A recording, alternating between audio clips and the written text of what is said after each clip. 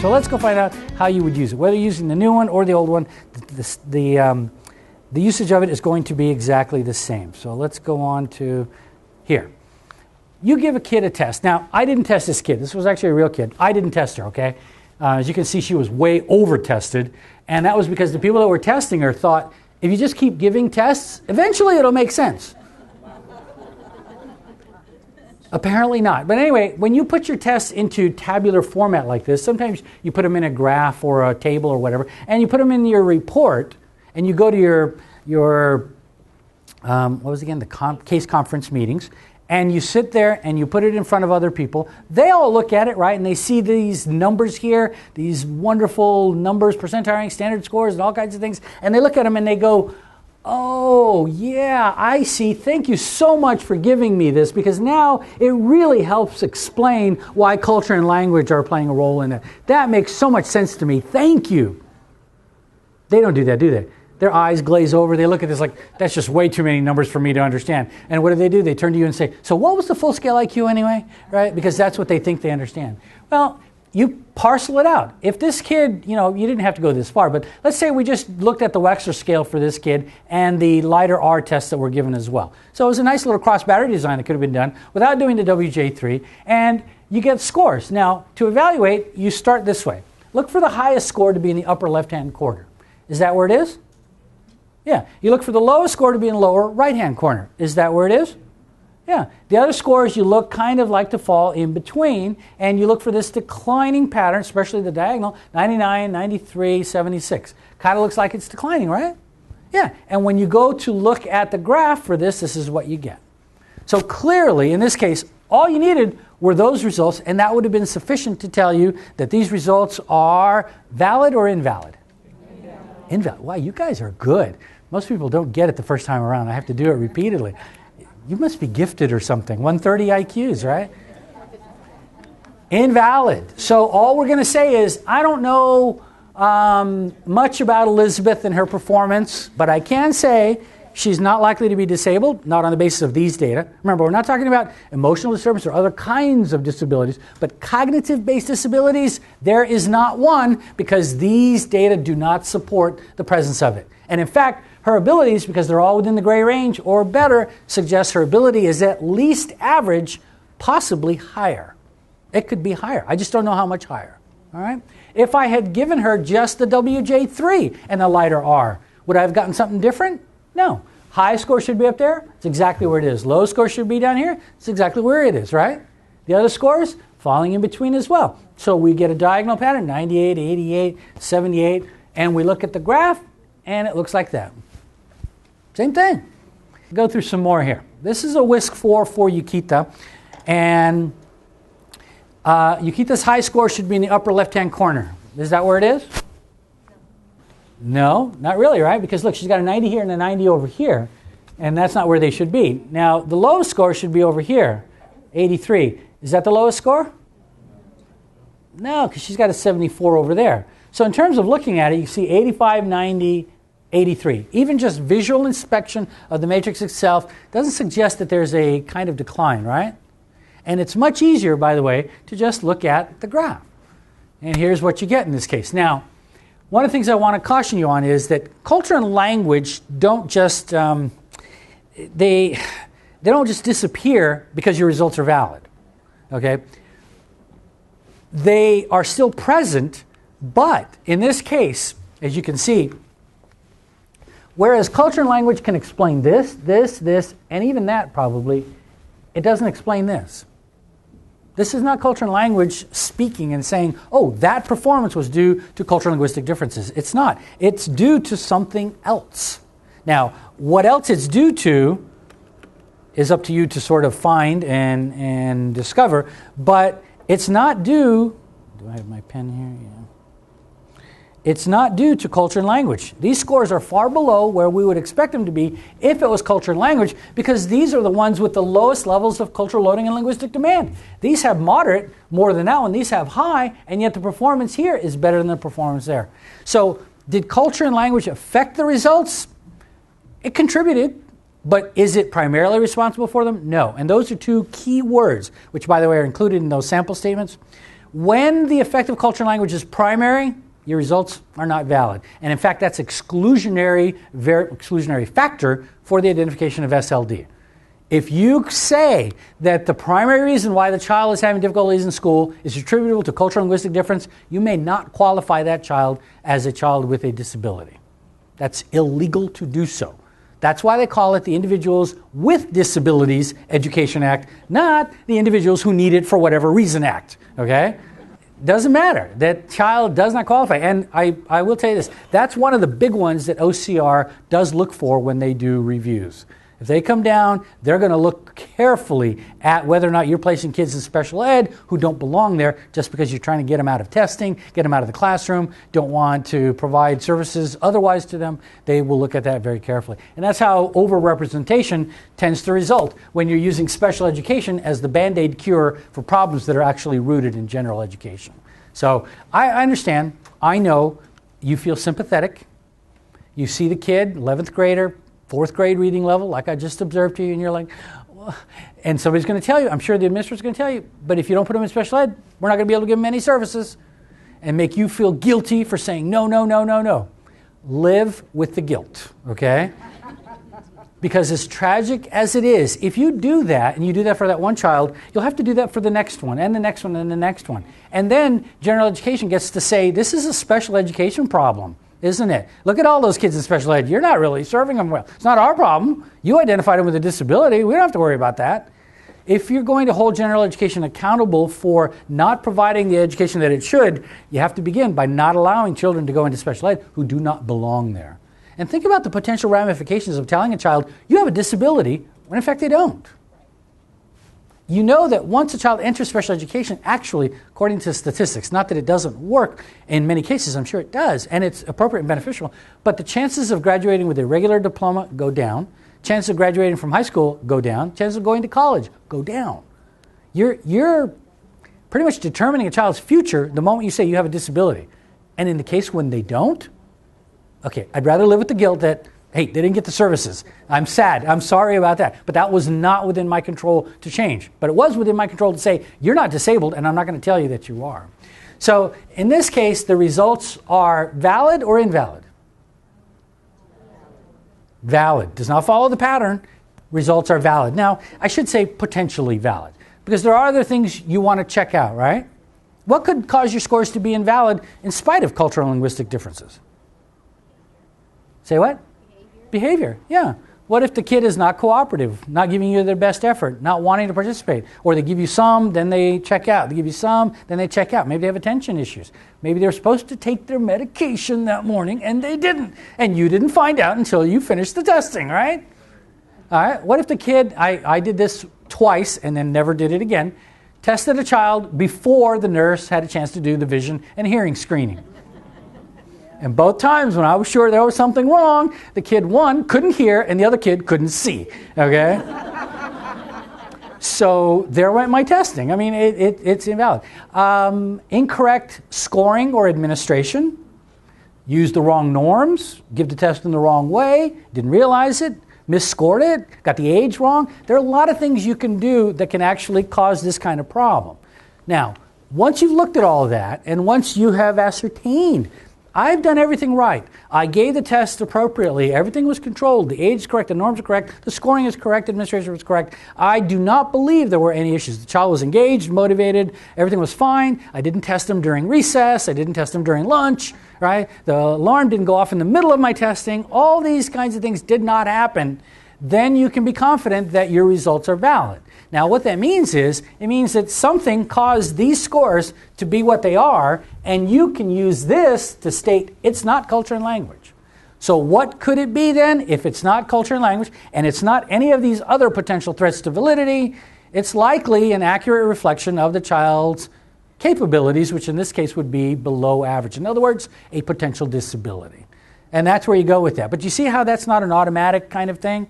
Just because I can look at this real quick and say, oh, that's not culture and language, so I know my results are valid, I don't automatically assume it's evidence of a disability because other things could have gotten in the way. But all of those other things, when they are examined and found to be not present, then I'm pretty much sure that maybe something is going on. And how I would handle that is this way. I'm going to cheat a little bit here because one of the things I'm going to do on the next one is I'm going to get rid of these designations here. Rather than put the name here and then put the CHC designations, because they get confusing to people. You see, right now, we don't really care whether that's GQ or that's GC or that's GF or GSM. We don't care, because that's not what we're talking about. What we're talking about first is, what were the scores like and where did they fall relative to just the classification of that test? So we would then, if you were doing this appropriately and you were, say, following some cross-boundary methods, you would take your scores, put them into the data management and interpretive assistant, and you evaluate your data in terms of its psychometric construction. Do you have data now that suggests you can interpret GC, GSM, GF, GV, and so on? Is there a need for follow-up? What happens if you get the pattern here, you put your scores in, you also now get variability in your composites. So you get a 110 and a 70. You can't interpret that composite. Even though it's a 90, it is inaccurate because it's too much variability to say that that ability was responsible for that result. Why the difference? So you've got to do follow-up. So you do all of that through the DMIA before then you say, now I've got my scores, now let me evaluate whether or not there is a disability present, because now I know what to do. So in this case, what I would have, that's what I would have done. But I'm going to cheat a little bit here, because I know that in this case, there's coding right there, there's symbol search right there, and then there's cancellation over there. Those three tests, I know, are measures of processing speed.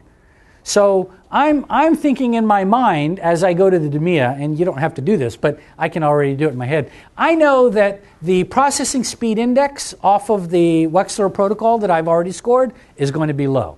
In fact, I already knew it was low because I determined what it was. So it's no surprise. And what I'm saying here is that I'm already aware that that's where the difficulty might be for this child. So as I'm going to the DMIA to ensure that I've measured processing speed adequately as well as other things, I'm pretty certain this is where this kid is likely to demonstrate a disability. And if I go through the whole process, I get my scores, I even look at the processing strengths and weakness analyzer, which is going to make your life so much better. You're going to love it, especially with LD evaluations. But once you get to that point and you say yes that it's there, then you've done what you need to do to establish definitively that there is a true disability that is not related to culture and language, and that you're ready to go. Now, one last check on that, though, has to be your connection between this disability and the observed academic problems. All right? This is a part of our PSWA, and we ask you that question because we have no way of really operationalizing it further than saying, is there a logical or empirical relationship, ecologically valid relationship between the area of cognitive weakness and the area of academic weakness? And what we mean by that is, if this kid truly has a processing speed problem, and that's all that we've noted as being the difficulty here, how would we see that manifested in the classroom? What do processing speed problems look like? Like what?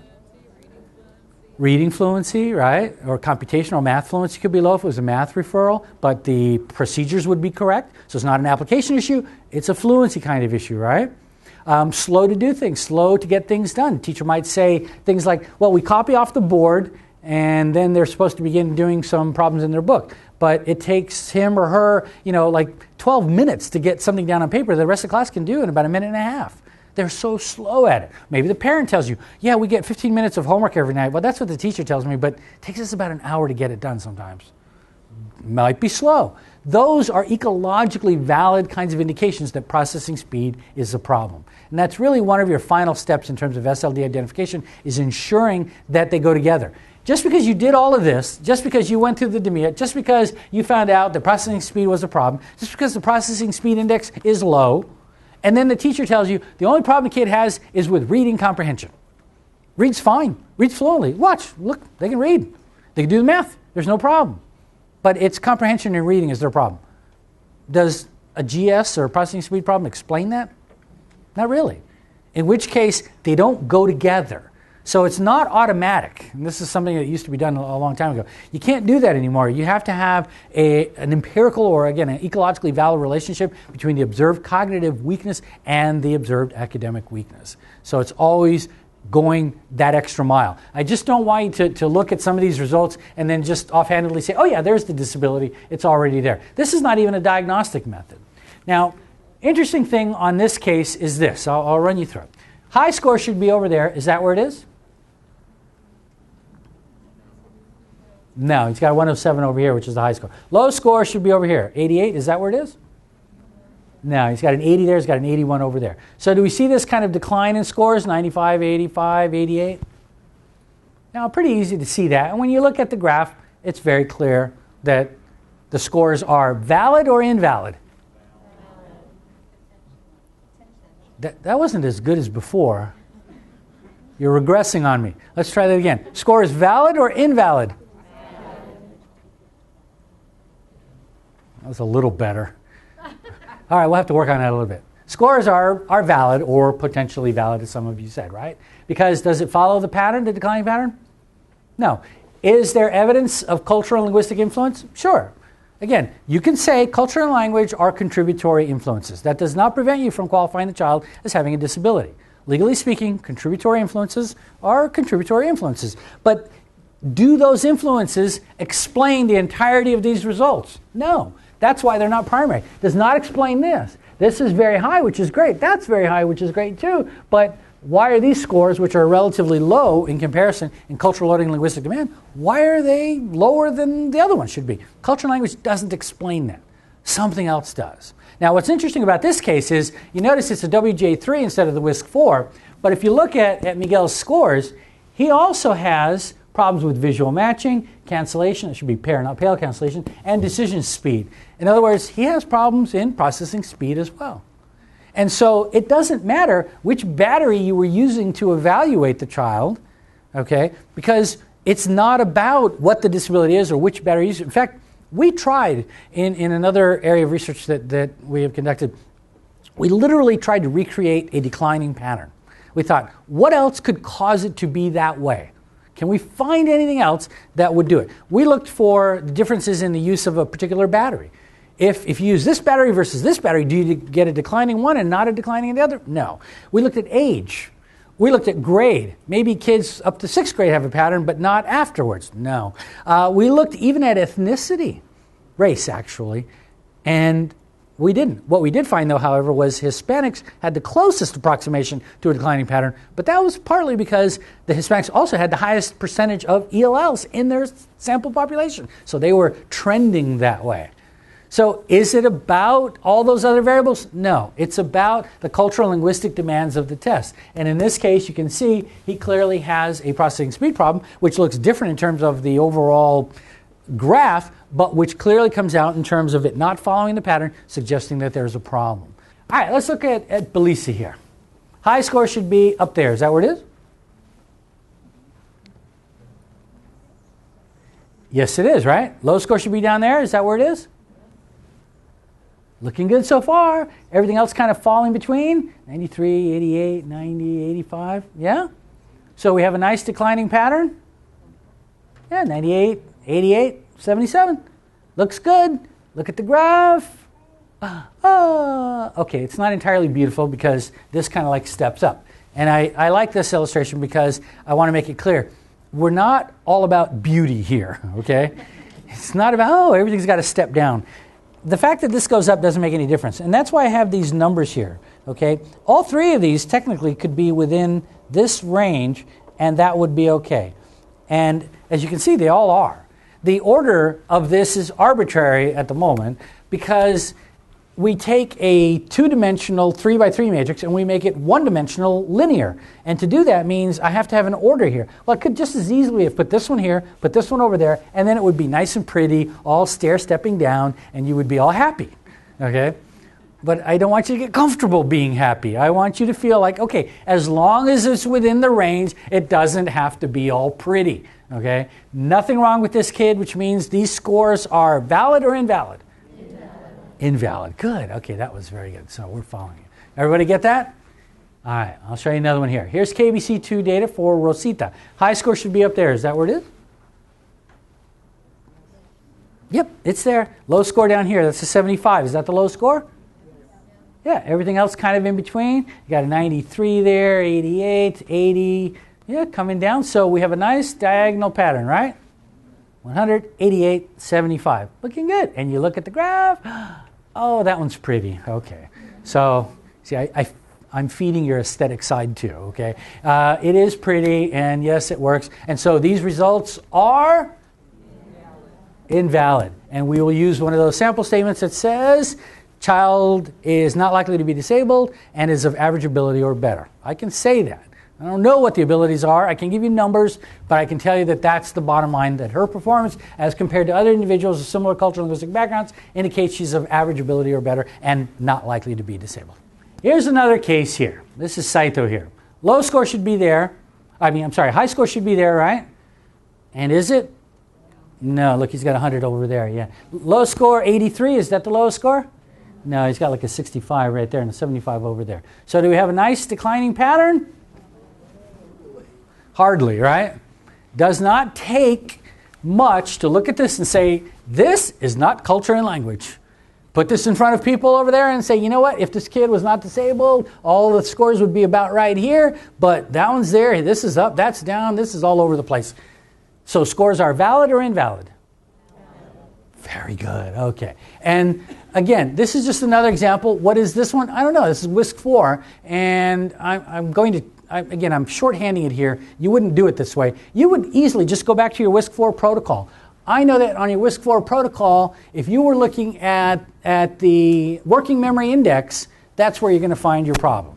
So we would look for working memory problems in this case, and we would say, is that really where the problem is? We do some additional testing in the native language. We can confirm that, and we would say, yes, in fact, this kid has working memory issues. And you can do that in whatever way that you want. Now, one of the things I need to caution you about is over here.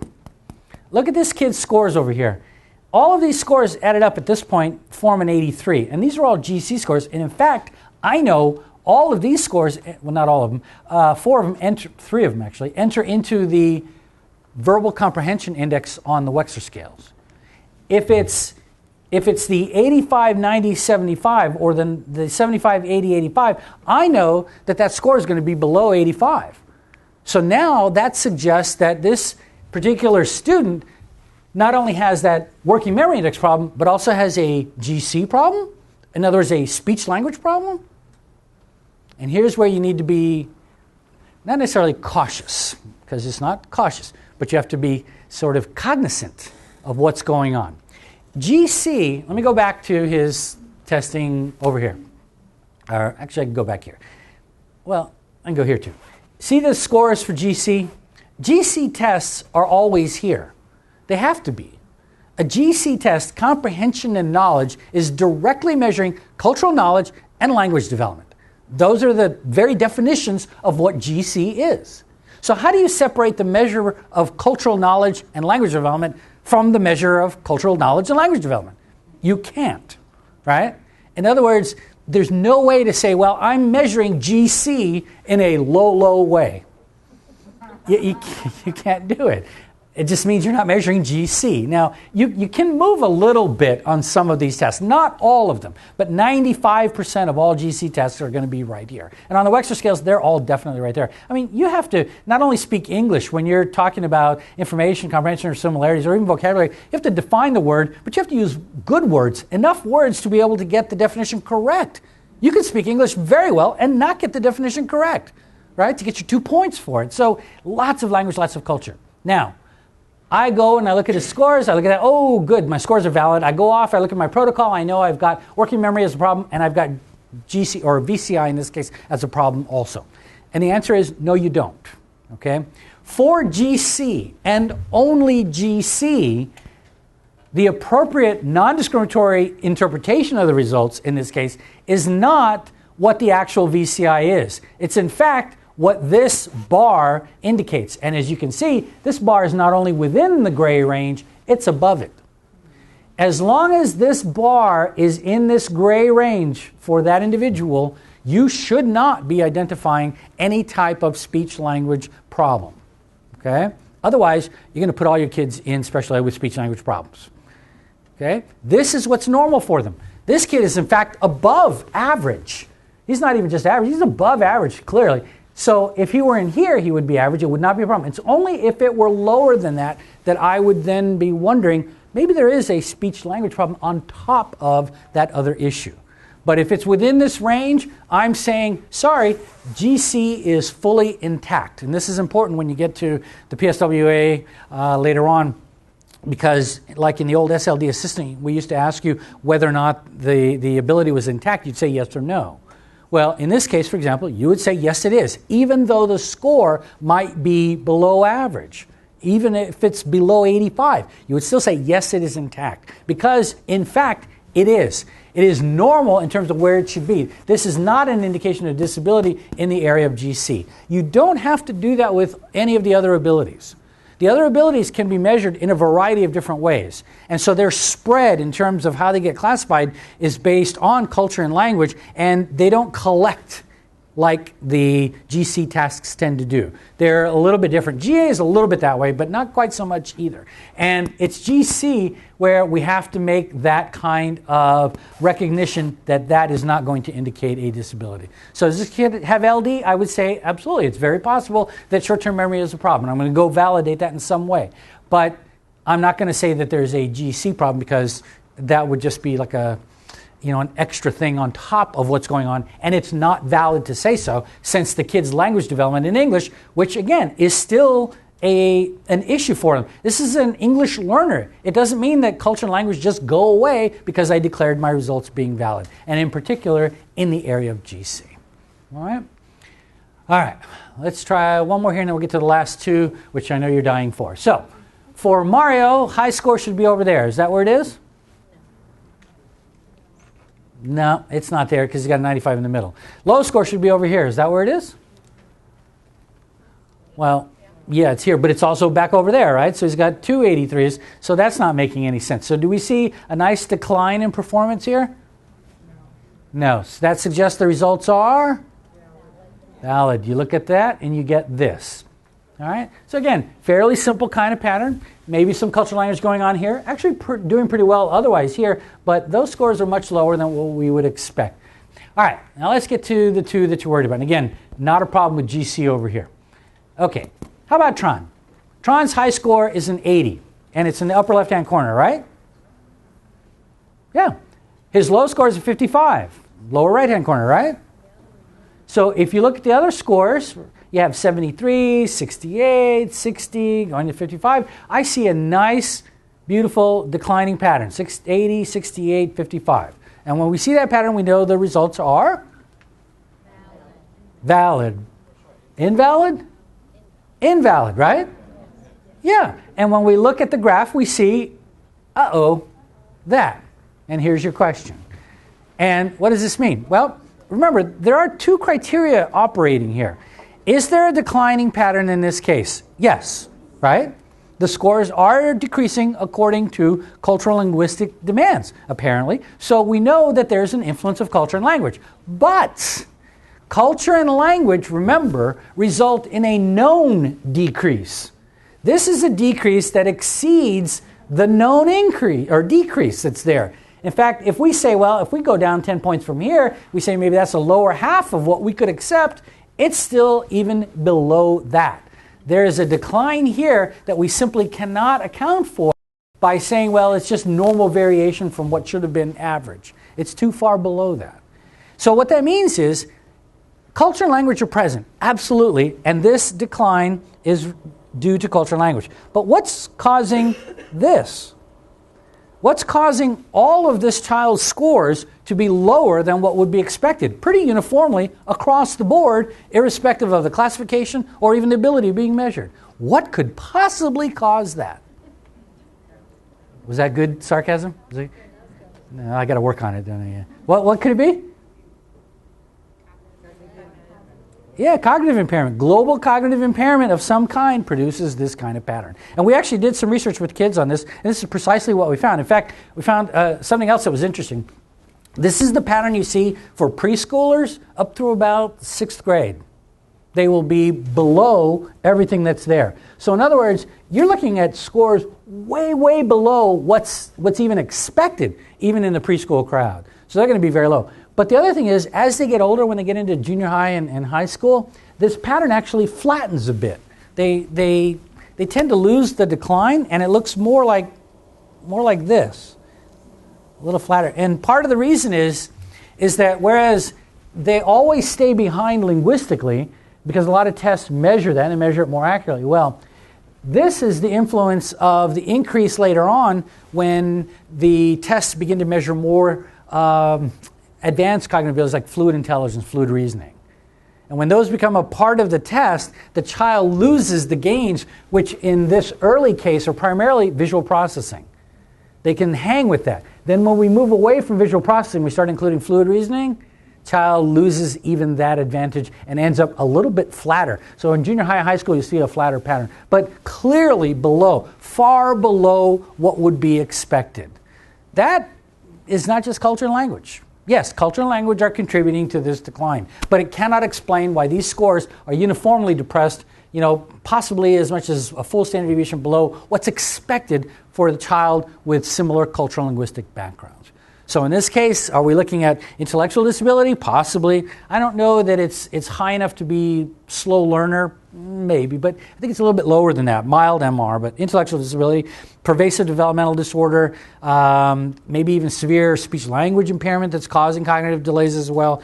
Other types of, say, disorders that carry some type of intellectual impairment, such as autism. There's a lot of things that could account for this. Even traumatic brain injury could be something like this. So there's a lot of things that mimic that, but it's important to recognize that it has to be that far below. So culture and language, in terms of the decline, is just one element. It has to be within the gray band before we would say the results are invalid. So we cannot invalidate the results in this case. We will say that they, in fact, are. All right, one more, the one you've all been waiting for. Well, Jesse's been waiting for this one. Okay, high score should be up there. Is that where it is? Shake your heads. Yeah. Okay, I know it's hard to see back there. 95, it's the high score. Low score should be down here. Is that where it is? 58, right? It's the lowest of all. So we see a decline. You go from 95 to 86 to 82. There's nothing there. And then 58. So we see clearly 95, 82, 58, a decline in performance. And when we see that decline in performance, we know the results are... Well, we're a little wishy-washy on that one, right? All right. This color is amarillo. Oh, no, never mind that. Okay. Invalid, right? That's what we're going for. So we look at the results, expecting everything to be in the gray band, and this is what we get. It doesn't exactly follow the pattern, does it? So we've got two things going on here. All right. Is there a decline in the scores? Yes, there is a decline of scores. We can sort of see there, okay? But the scores aren't falling in the gray band area. They're kind of like, well, some are, but some aren't, and some really aren't.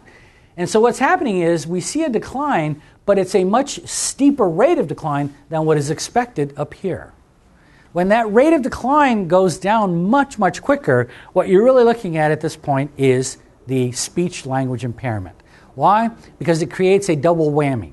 The moment we start including language at the moderate level, the scores really go down quickly. When we include language at a high level, the scores go down even further because you're adding a speech-language problem on top of a cultural and linguistic developmental difference. That creates a double whammy, and that child's scores really, really go down. Not unusual to see scores 40, 45 in this range for these kinds of kids. And again, we did a study on this, very interesting study. I don't think I have the slide with the results, but it was so interesting because we looked at English speakers with speech-language impairment, English learners with speech-language impairment, and normal English speakers and normal ELLs. And it was very fascinating because the typical English speaker with speech-language impairment looks almost identical to a normal, not impaired English learner on the testing. So in other words, they show the same decline. This decline I've been showing you, if you were a native English speaker,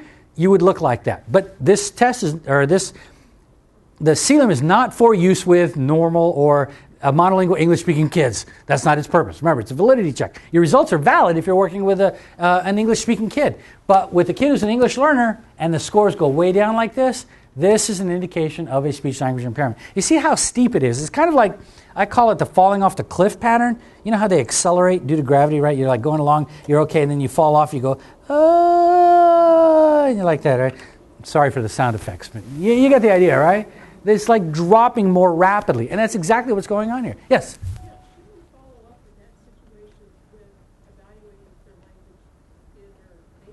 Oh, absolutely. Absolutely. And that's why in terms of the recommendations for best practice, I say exactly that. This just tells us, okay, look at what we have. We have reason to believe this might be the problem. And this would be a perfect case. You go back and you evaluate this child in their native language, and suddenly, hey, they're doing all right, and you don't see much of a problem. Now you know there's something else going on. What you might have mistaken in this case, for example, could be this. What if the kid were markedly different? I know it's weird, and I know you think, well, this could never happen to me. But it is possible you might be working with a kid that you think actually speaks English reasonably well and doesn't speak English much at all. You don't know that. You have to, you can't just assume it. You have to actually evaluate it.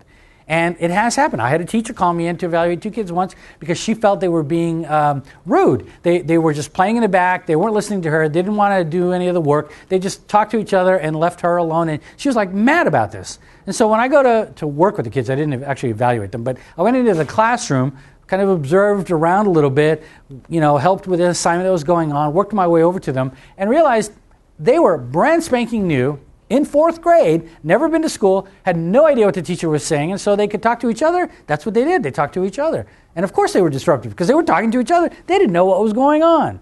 So, even a teacher couldn't recognize it's just a language issue, but it could happen. And if you like I said, if you underestimate, if you say, well, the child is moderately different, but in fact the child was markedly different, you might miss it as well. And that's why the evaluation in the native language is so important. As I mentioned before, it's for confirmatory and validation purposes. If this is truly a speech-language problem, I better see that problem in their native language development as well. On the other hand, it may not be quite as low, but it would still be low if there's a true speech-language problem. But if they're normal in their native language and they're deficient in English, that's not a problem. That would be a difference. So, does it make sense? Simple. Now remember, although we sort of talk this way, this is not diagnostic. Just because this happens this way doesn't mean, oh my God, there is a speech-language disability. What it suggests is there might be the possibility of a speech-language problem, but you've got to validate that with additional data. You've got to validate that with additional testing in the native language. You've got to make sure that you have the support for that in more than just one way, which is your cognitive tests. Your cognitive tests should not stand alone in support of the disability. In some cases, they may carry more weight, as I mentioned. They may be more central to the evaluation, but they should not and cannot be the only thing upon which you're basing your decision. And all the CLIM does for you is to allow you to either use that information or prevent you from using that information. That's all it really does. Like I said, I think there's some misconception sometimes that it's like diagnostic. I think John actually used that term in his review of it, but it's not diagnostic. That's not what its purpose is. It's just telling you whether your results are potentially valid or not, and you've got to go the extra mile in being able to figure it out. So, I showed you this one before. That was John's stuff. I guess I have that one. I did an analysis of his norm sample with the CLIM as well. Just did the whole group all together. And this is what it came out to be like. And if you look at the scores, it looks like this. He had a non-referred, non-disabled sample. And I'm thinking to myself, all right, you still see the pattern of decline, which he actually admitted was there. He acknowledged, I should say. But you don't see much of a problem other than in this one area over here, which actually has to do with auditory processing. And this was interesting because if you look at the composition of his norm sample, what you find is, well, number one, I would never have said any of his kids looked disabled on the basis of that. But the one thing that was problematic was auditory processing in English. Most of his kids, he had a norm sample, average age, I think it was 11, with kids up to 18, many of whom had been educated in their native language in their native country before coming to the U.S. Well, what does that mean? You know what that means? What that means is when you ask them about English phonology, they don't know. Should they know?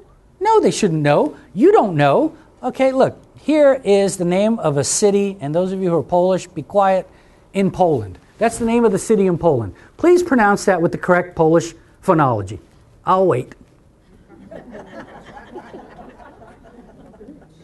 You don't know.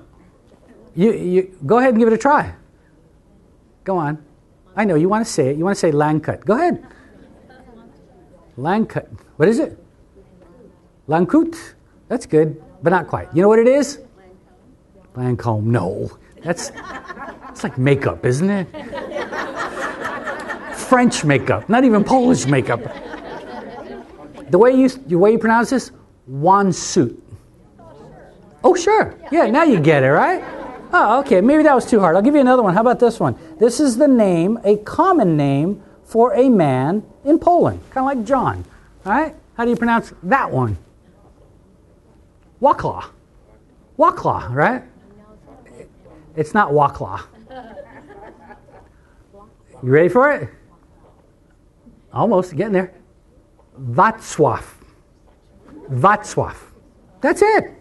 Yeah, if you think I'm kidding, I'll give you one that I know you'll get. And the question is, how will you get this one? You know why you'll get this one? This one is within your experience. How about this one? KRZYZEWSKI. I would say the men probably will get this more likely than the women would, because it's more likely to be in their cultural experience. Most of you are looking at it like I did initially and are going, Krzyzewski? What the heck is that? Turns out this is the head coach of the Duke men's basketball team. And I heard his name all the time, but his name, according to the way I heard it, was Krzyzewski. So when I was reading this article that somebody said was on Coach Krzyzewski, all right, I'm reading an article about somebody they're calling Coach K, who is Krzyzewski, and I'm thinking, well, where's Krzyzewski in all of this? It wasn't there, okay?